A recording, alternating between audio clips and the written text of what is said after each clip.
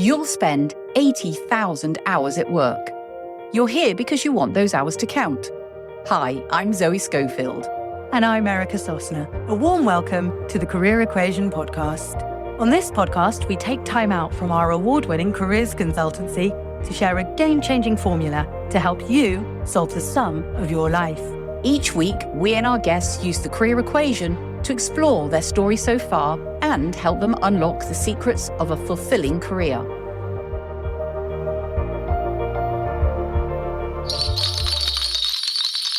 Oh yay, oh yay.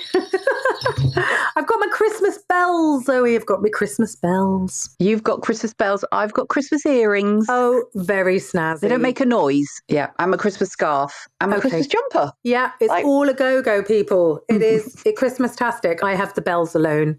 I have no garb, but I am definitely feeling the cheer. And today on the Career Equation podcast, we are going to be looking at career conversations and how to have them, because we know that loads of you probably reflecting on the year gone by, thinking about taking stock, taking a breath and setting up well for 2025. So we thought this might be a good time to just set you up, whether you're a manager thinking about these conversations and the value they'd add, or you're an individual wanting to talk to managers, mentors, coaches, friends, new industries about what you can bring. So a very warm welcome. And that's what we'll be doing today. So it's the case, I think, that we like to make things as simple as possible. You know, we are bears of relatively little brain. And so we like to keep it really simple and easy for you as a listener. So we're really going to set out our kind of 3 easy peasy question approach to having a really great career conversation. So simple and easy to learn. But nevertheless, let's be clear that great conversations of any kind take time. They take time in preparation. They take time in having the space to explore. And they take time in the reflection and the follow-up that comes on the back of them. Now, a career conversation is, for many people, a completely new format of dialogue within the workplace. It's relatively intimate. It's structured somewhat differently in the way that we do it. And so it requires thoughtful preparation and support. And done well, a career conversation generates a level of intimacy and insight and engagement that's phenomenal. That's going to be a win, I promise you. But done badly, they can feel quite threatening, quite intimidating, quite full on, very unexpected, and on both sides create anxiety. So that's really something that we want to avoid for you. Absolutely. And so today we are really going to share why it matters to both the individual and the manager, the mentor, the coach, how to approach and really prepare to have a great conversation with your boss. So if you're the individual, what do I do? Where do I start? And from a manager's perspective, how to plan for and really bring out the best in the person that sits opposite you or at the end of the phone. So you can really pick up some top tips from both sides throughout this episode today. And essentially, we'll be showing you how the career equation can make it easy, really informal, but very powerful and even fun in the process. So if we think about it from an individual's perspective, and why does this really matter? So the employee, for example, well, this is really a great opportunity to explore with your manager, your mentor, or your coach, what matters most to you in your world right now. And for them to hear you and hear more about the sorts of experiences that you want to have, what you'd like to do next, maybe explore together your next steps around greater fulfillment. But the most important person to talk to first is yourself, because before you go into a conversation, it can be really helpful to take some time to just step back and think about what you want out of it. What feels current to share in your career thinking? So we're going to take you through some of that today. Yeah. And look, if you're the manager, the mentor, you know, when we first began Career Matters some years ago and we approached managers and heads of learning, they all said, but why would I speak to my people about their career in a really anxious, nervous voice? And I thought this was incredibly sweet because it showed their vulnerability as organizations. And it was surprising because many of them were real destination organizations. And the conversation has definitely moved on post-pandemic. We're not so much talking about why would I speak to people about their career, but how do I do it? And when should I do it? So when we're running manager training, those kinds of anxieties about will they be prepared on both sides? What might they ask? What might come up? How might I position it correctly or incorrectly? What if I can't say yes? all of those things feel like big unknowns that can make it feel quite overwhelming, even if the intention is there, even if you know that there could be a real benefit in having a dialogue and deeply understanding what's going on for the person in front of you. So given that all of that can be quite intimidating, again, we like to just make things simple. So we're going to give you a scaffold for the conversation that is the same for both parties, so that you as a manager feel able to relax and to fully engage. And my first tip around this would be that there is this kind of default position in management that says, I need to know the answers. And actually, our default position when it comes to careers is, I'm curious about the questions. So first of all, just want to give you permission to allow yourself to tune in and listen to what you're hearing from the person in front of you. Be open, be curious. Consider this a connection conversation to learn more. It's not yet a troubleshooting conversation. It's not that you are their recruiter and have to find their next role for them. It's not that you have to be almighty and all powerful about what's possible in this firm and what's not. It's none of those things. It's really about setting it up right so that the two of you can come together to be curious and explore what's going on for that person around their career, what skills are underutilized, what work environment adjustments could you make to help them perform at their best, and really tuning in, because actually even being listened to is a very, very rare thing and a very powerful engagement tool. So it's very important as a manager or a leader to both have the tools and be open and curious, but also to set up right for the conversation so both sides feel comfortable entering into dialogue. Absolutely. And so when we think about, well, how do I approach it then? You know, as an individual, what do I do first? This is where the career equation can really help, because it's so simple to know then the core kind of agenda elements, if you like, that come from the career equation framework and do provide that lovely scaffold, as Erica sort of described. So the equation gives us four main things to think about when it comes to like questioning ourselves, that preparation we spoke about earlier. So we're going to give you some tips from both sides and show you that scaffolding, if you like, that will frame the conversation. So from an individual's perspective, the most practical suggestion we've already said is that you really do prepare for the conversation and think about what you want to say, what you want to explore, insights that you've gathered recently that will really help you. So I think what we'd say to start with is take a bit of time to think about a few things. And the first thing is to think about how you define success in your world of work. What does success look like to you? What does it feel like? What would you see, experience? And how would you know when you've got it? So like, what are the measures to you to know that, hey, I'm achieving this definition of success that I'm describing? So that's one thing to think. Also, why not take 5 minutes to watch our career equation video? I'll make sure the link goes into the show notes for this. Once you've done that, you can really start to think about, well, what experiences do I want next in my work? What's sort of that next stretch, that next opportunity that I'd really like to feel and experience? Let's spend a bit of time thinking about what skills or strengths you'd like to get to use more often in the work that you do now. What are they? What skills and things haven't you used for a while that you really want to bring back into play or that you want to develop further? And think about what area of the business are you curious and excited to learn more about, maybe even try out. This will really help you to explain how you see opportunities, and for your manager or mentor that you're talking to start to notice that in the conversation and think too about opportunities and their network that can support you. Also think about how you like to make a difference in your work. So thinking about that impact element, that success element, how will you know that you're doing great work? What would you like to see as that difference, that value that you're adding? And what would help you to be at your best when it comes to your work? What is the environment that you would love to have around you that's really going to keep you on top form and really working at your best? And once you've done some of that thinking around the equation, then think about, well, what would be my next step that's going to take me closer to those answers that I've just been exploring? And how might my manager, my mentor, be able to help support me and gain that next step, that next opportunity that I'm looking for? Great. So we come prepared. We come having given some thought to what matters and how you want to control the conversation, what you want out of it. And if you're the person initiating, then remember to set out that agenda. Hey, I'm going to talk a little bit about what success means to me right now, the kind of things that are important, the experiences I want to have, and then I'm going to ask for your help.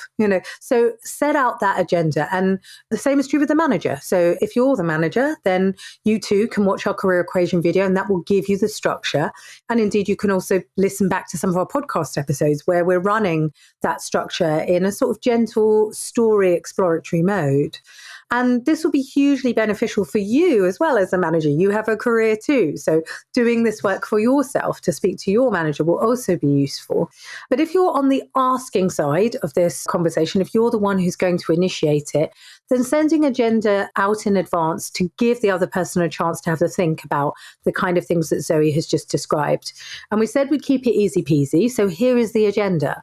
Number 1, how do you define success in your career? Yeah, I want to discover more about what success means to you, what it has meant, what it means now, what it means here, what it looks like in the context of work sitting within the wider realms of your life. So that's your first question to explore is, how does this person define success and how do they measure that? The second is, what experiences are they looking for in their work? Now, notice that we say experiences. We don't say, where do you want to be or what do you want to be able to do? We say, what experiences do you want to have? And this for managers is a very soothing question because if you put out the question, where do you want to be in 5 years' time? You invite the response, in your boots, or, promoted to this level. And then there's an awkward pause, right? So what experiences are you looking for opens up the question more broadly. Now, of course, there's nothing wrong with progression. We're excited about progression, where and when it's due. But if you've got someone in front of you who you feel might be sort of chomping at the bit to get to the next level or do the next thing, this is a great question to counter that with, which is, that's really exciting. What experience would it give you if you were the head of marketing that you don't have now? And how could we help you get that experience sooner than waiting to become the head of marketing?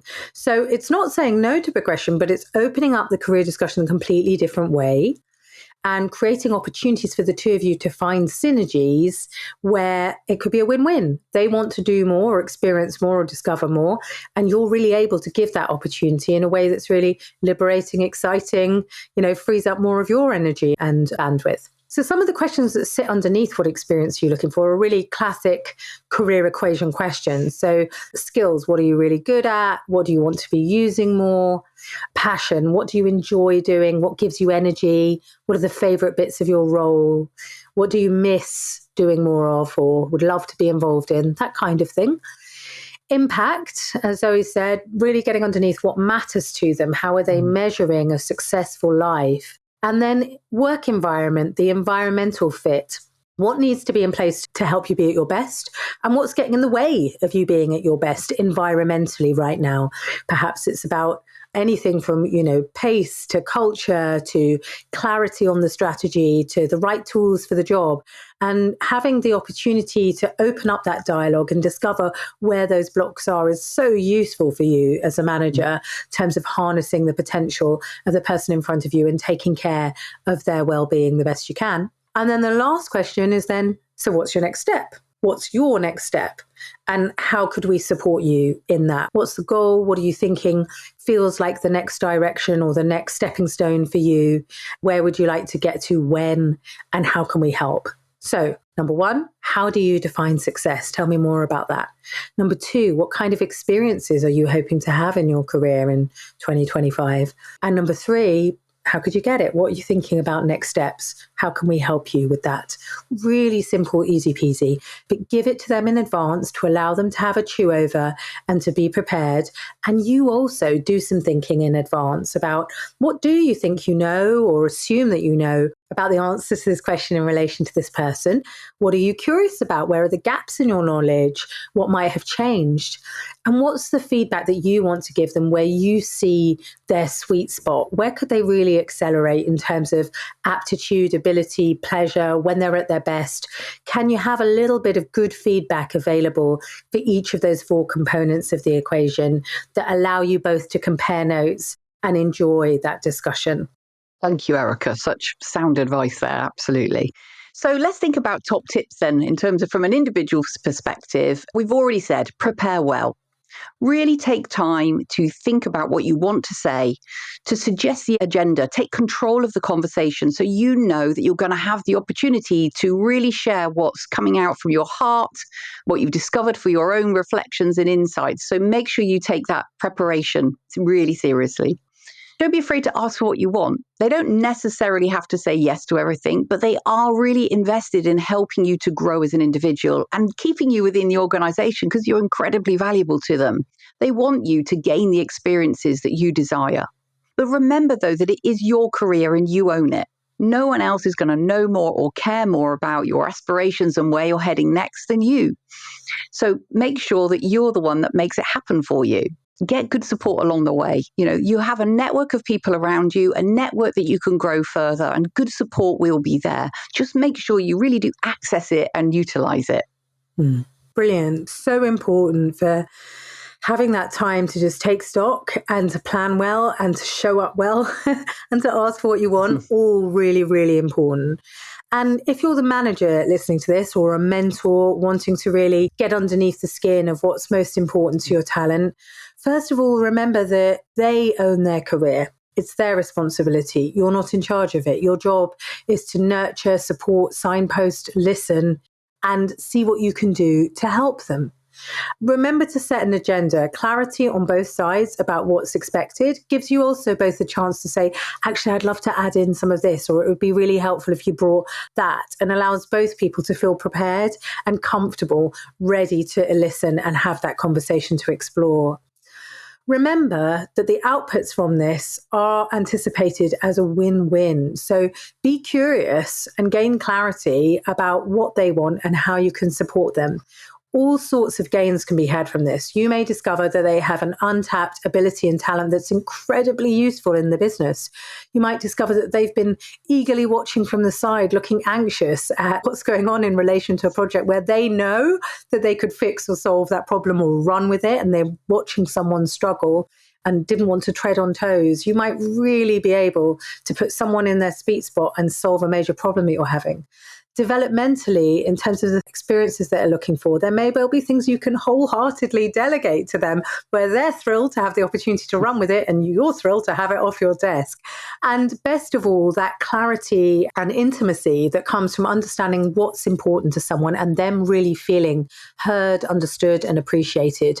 That information is invaluable when it comes to succession planning, to talent reviews, to allocating development opportunities. Instead of operating on assumptions, you'll instead be operating on genuine insight. The first time that you do it, it's reasonable to expect some nerves from yourself and from the other person. It's the first time maybe that you've had a conversation of this kind. It might be quite countercultural in the organization you've worked for, or just people have never actually had a chance to say these things and be heard by someone they're employed by. So be generous with each other. And remember, the equation model is really easy to learn and share and use. So once you've done it the first time, it will only get better and more easy and more swift, and you'll both get more eloquent as the time goes on. And of course, the conversations themselves will speed up as you start to really understand more about that person and accumulate knowledge rather than begin the conversation for the first time. Whenever we run manager trainings, we always give them a chance to practice that conversation. So they've broken the ice and it's been done the first time. It will never be as anxious making as it was the first time, as with anything else. Remember, you've got 2 ears and 1 mouth, so try to be fully present and actively listen.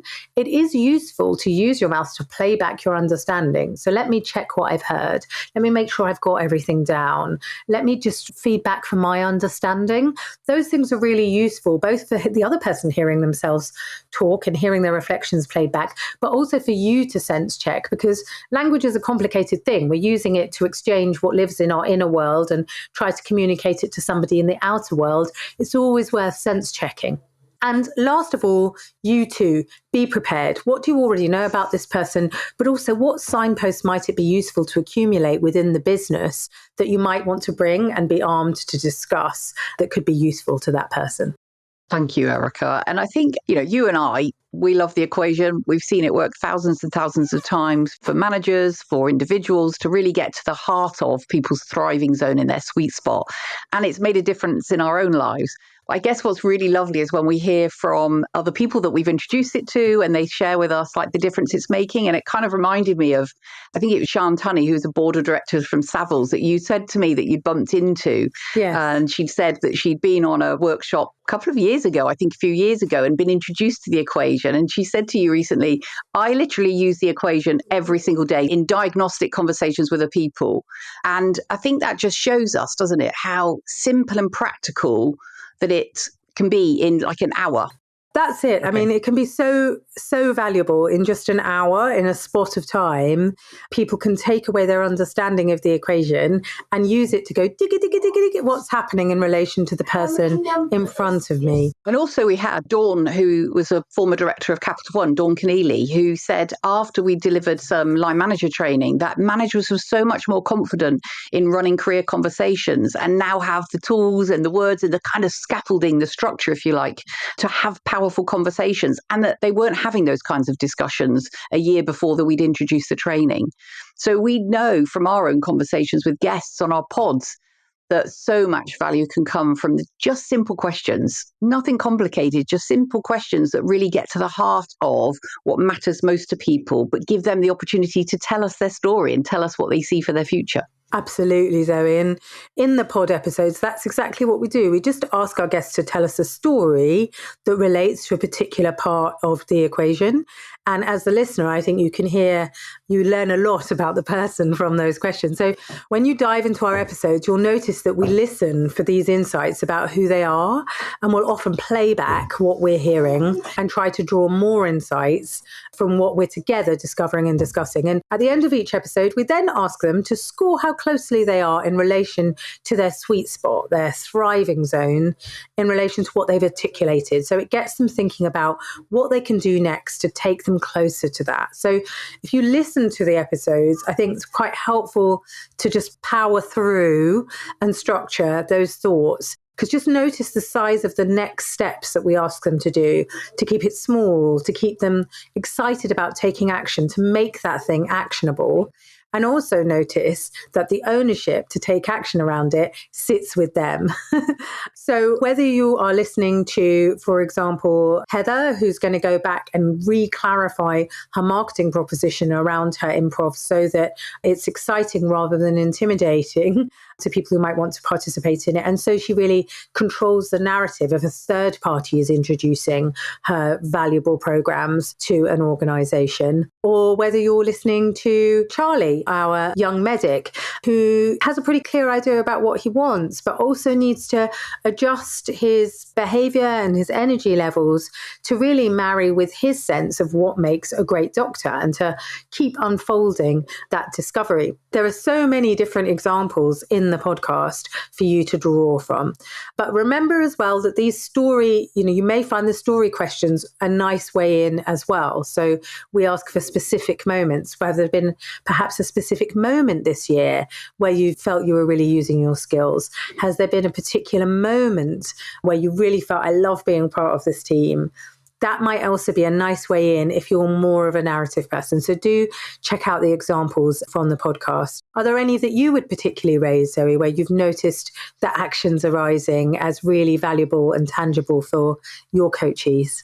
Yeah, definitely. I mean, I think for Jeffrey, I think it was about for him discovering that he needed to be able to stand in his power almost, and that be what he sells is himself, what he brings into the room when he's facilitating and coaching and training, etc. So it's that recognition, I think, of even though Jeffrey had done a design statement before and done some of this thinking, just actually revisiting some key memories and some key points around skills, passion, impact, and environment really sort of brought it home to him again, how important it is for him to be authentic and be Jeffrey when he's striving to develop his business further. So that definitely comes to mind for me.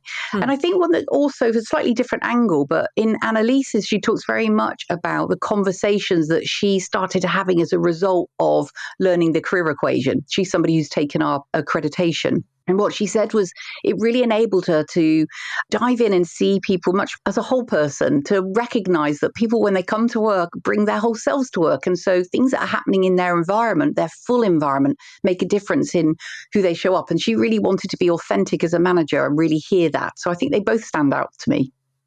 Great. So in summary, suggestions for individuals, what are the kind of key takeaways from your side?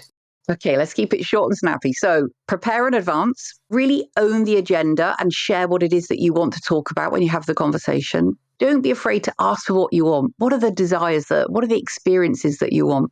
And be okay about not getting that, but then gain insights around, so what could you do? What is possible? And really remember, you own your career. No one else cares more or knows more about your desires than you. So be ready to share and take it forward. And for managers, look, also plan for it, have a plan, have a method that you trust, that you think is going to result in a rich conversation. Other methods are available, but we think ours is pretty good. Don't drop the meeting on short notice. Anything you drop tells us that it's not a key priority. So keep it in the diary and keep it golden, keep it protected. Also, my recommendation is don't tag it onto another meeting, a performance conversation, or any other kinds of dialogue. It's a standalone conversation, and best practice is to keep it that way. Brief well and state the intention, right? So both sides should be prepared. And a short and clear conversation to start off with is better than a long-winded but unclear one, which is why we've given you just these 3 questions to ask. And then you can build on that success. And lastly, being curious when we get to that kind of, so what's next, or, what's their request? Think about what you can do and frame it like that. What I can do is this.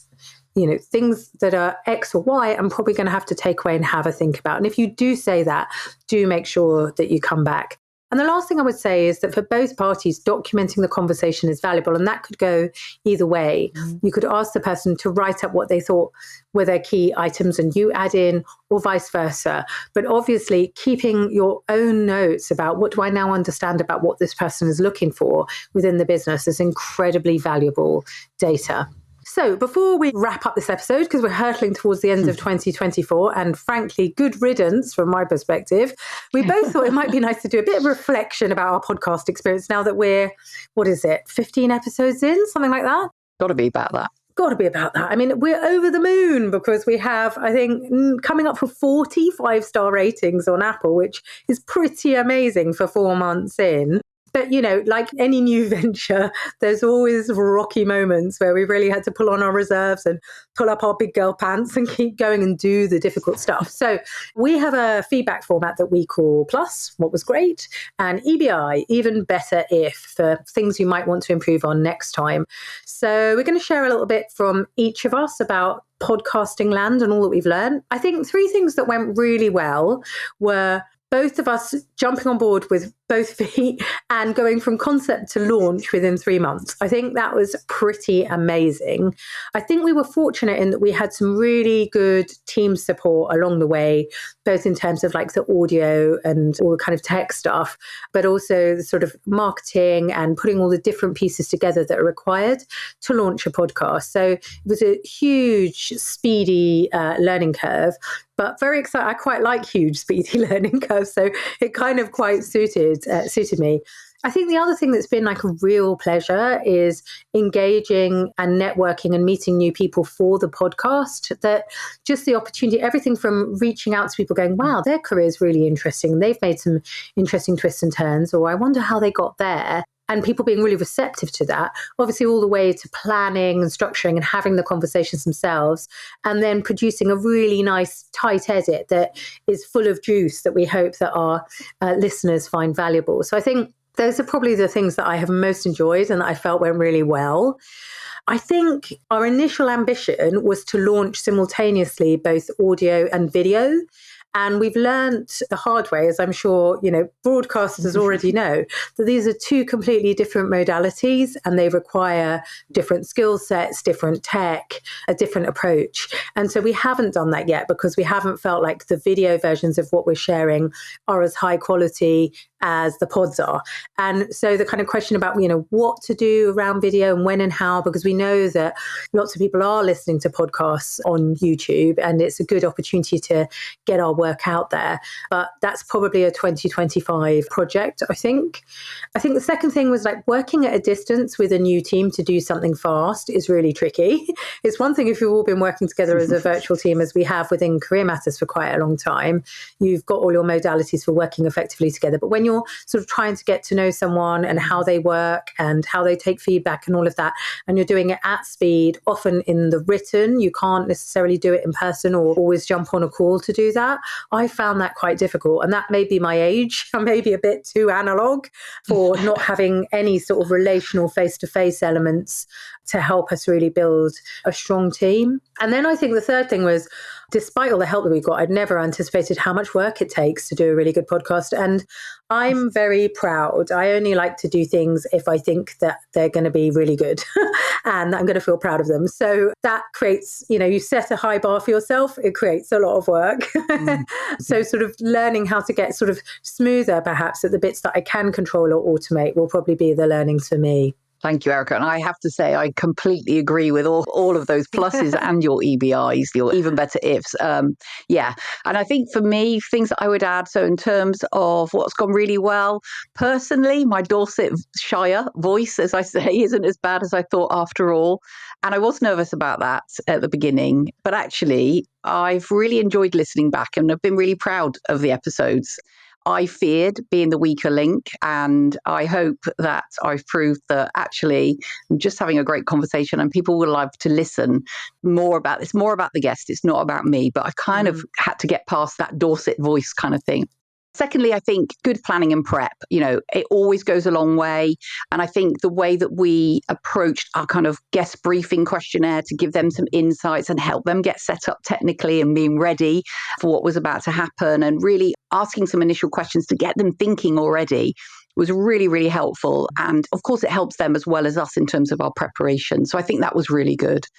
And also to remember, and this is something that Marcy actually says, Marcy Scholl, one of our guests, that progress is better than perfect. And I think I have to remember that sometimes, and if we'd waited for it to be absolutely perfect, we'd probably be still doing the first episode now. And people, I think our audience enjoy seeing and have value in seeing how things develop alongside us and are kind of with us on that journey as we get more experience. And I think that shows an authenticity and a vulnerability in us that people really admire because we all have that in our own lives. And I think even better ifs, add more soft furnishings to an already fully soft furnished recording space, just so we get less echo. It amazed me the difference in terms of audio.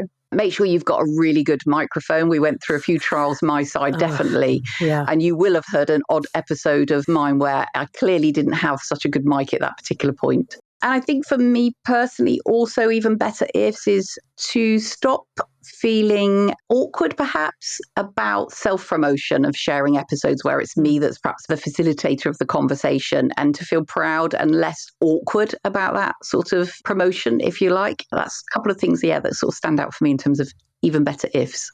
Yeah. Great. And you really have taken yourself to the plate. I really, admire you on it, because there's always me going, go, go, go. What a wonderful, great idea. And Zoe going, behind. And you've done such a brilliant job. And we have overcome so many challenges on that.